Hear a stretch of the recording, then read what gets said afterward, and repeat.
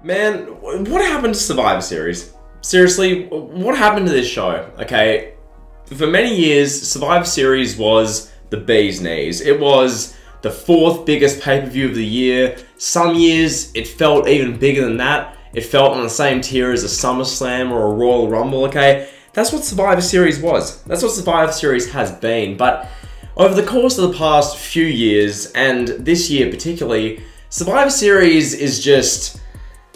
it's just an absolute afterthought. Like, Survivor Series is this Sunday, or tonight, when you're watching this, or you're probably watching after, and it's like, who gives a stuff? Like, I've got to be honest with you guys here when I say it. Like, Survivor Series for many years was a show which you want to tune in for. Personally speaking, I mean, I'm a youngin', so I'm not one of these people who's going to be like, I remember back in 1988, Survivor Series was the big deal, or I remember back in 1996 how good Survivor Series was. Like, I'm not one of those types, but there are plenty of those types out there, and some of you are probably watching the video. You guys remember when Survivor Series was, like, really good, when this was, like, the top, like, one of the top tier, you can't miss this, Thanksgiving weekend tradition, a bunch of 4-on-4 and 5-on-5 elimination matches, most of which would be pretty good. You guys remember that.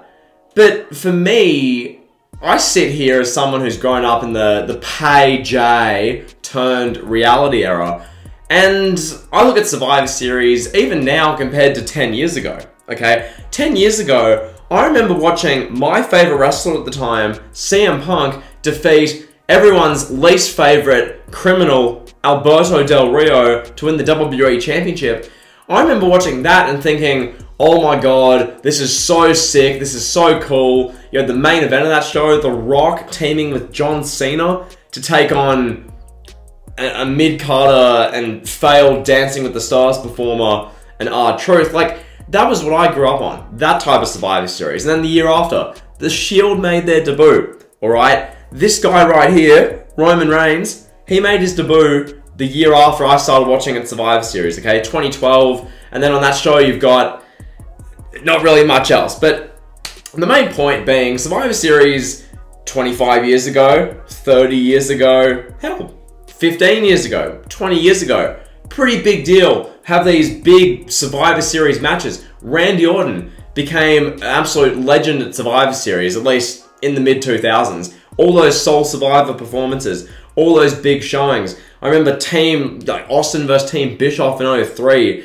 Survivor Series 02 with the Elimination Chamber and MSG, who can forget that? Just a legendary show. 01 with the Invasion. Alright, Team WF versus Team Alliance. That was a big time one. You've got all these shows, 1998, The Deadly Game, 1996, Austin and Bret Hart in MSG, and you go back and back and back and back, and that's what Survivor Series made its name on. That's what made Survivor Series a Big Four show.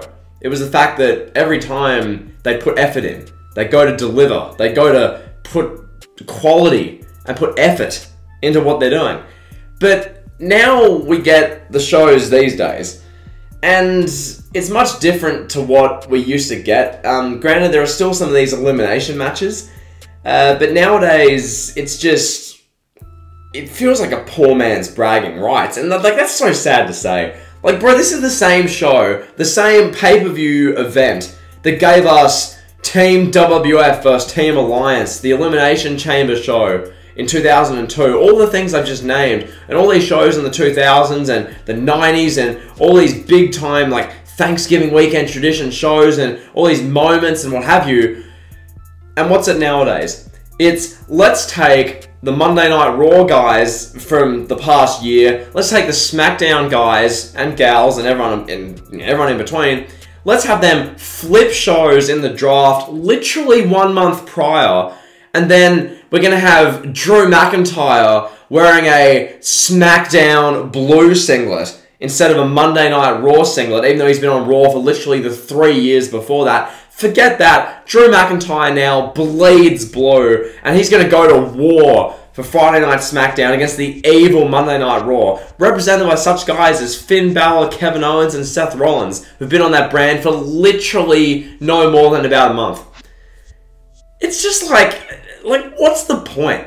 Like, that's Survivor Series today. And whether you're watching this next year, the year after that, whether you see this video in 3 years' time, and Survivor Series 2024 main evented by, I mean, Lord knows who's going to be in WWE in 3 years' time. Everyone will probably be released, and there'll be a bunch of Disney characters running around doing flips and gymnastics. But nonetheless, that's a video for another time. Point being, Survivor Series has lost all meaning. It's turned into bragging rights, but no one cares. Alright, even 11 years ago, and 12 years ago, when they did bragging rights in the Pay-J era, there was a bit of a care factor there. People were a little bit interested in the whole bragging rights concept. It wasn't overdone yet. It was a bit more fresh. Raw versus SmackDown, red versus blue. It was a big deal. Well, big-ish deal.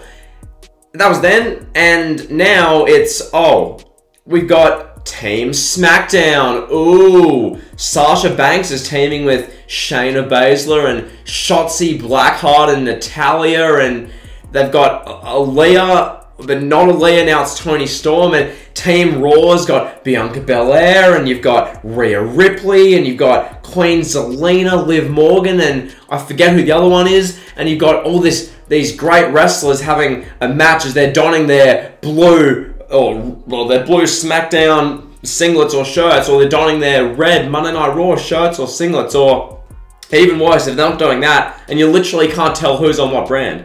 Because this year, as I mentioned just before, because of how people are on a show for literally 1, 2, and 3 years, and then the draft is in October, and they get jumped to the other brand literally for Survivor Series a month later, now I'm dead-ass going to be watching these matches at Survivor Series this Sunday, or tonight, thinking, which brand is this person on? Like, when Drew McIntyre is Claymore kicking Seth Rollins, I'm going to be like, well, that's Monday Night Raw's Drew McIntyre versus SmackDown Seth Rollins, because Drew's been on that show for 3 years, Rollins has been on the show for like a week. Like, it's just, I don't know. Like what's happened? What's happened, dude? Like, where did the quality go in Survivor Series? And I get it's just like WWE generally. They don't care anymore. I get it. The sell-off's coming within a year. I understand that, okay? I get they're going to sell the company within no time, and then this won't even matter. This will be an obsolete rant. But I just want to say now,